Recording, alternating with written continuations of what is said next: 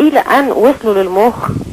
يعني انا كنت عارفه طبعا قبل ما اخش برضو انه في اجزاء في المخ، قلت لهم لا يعني يرضيك بقى يعني امشي بمخ مكسور؟ لا، فقت على حل تاني. يعني قلت لو ربنا اداني العمر ووقفت يعني بلاها امشي من غير راس، ممكن يعني احط اشارة خدي الشمال يعني. وطلبت منهم الحقيقه طلب قبل ما اخش، ما تقصوش شعري، شوف العبط يعني. لا والله ده اللي طلبته. من كتر ما بيحبوني قعدوا بالظبط تقريبا يوم كامل يضفروا لي كل 3 شعريات في بعض. والله العظيم خططوا عشان ياخدوا ال4 اعصاب، قلت لك اللي في المخ منين بالظبط، يعني من فين لفين، والعضله اللي في الرجل من فين لفين.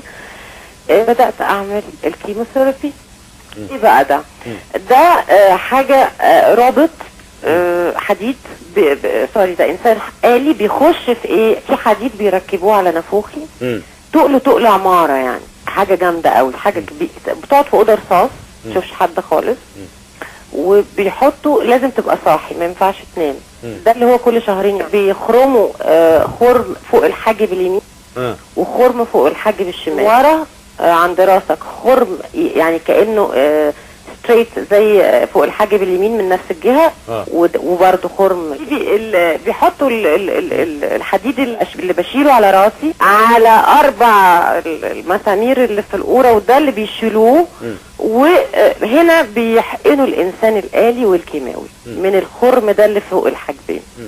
بقعد بقى هنا 3 ايام في الأوضة الرصاص، بيربطوني زي في كرسي كده، تقعد تتقلب بقى، بيحشوني سكر، كل جسمي سكر لان الكانسر بيحب السكر.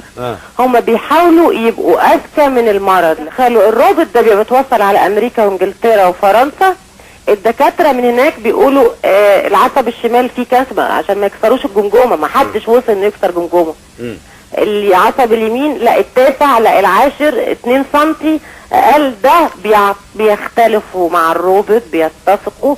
لا في النهايه بيقولوا احرق، بيحرق. بطلع انا وحظي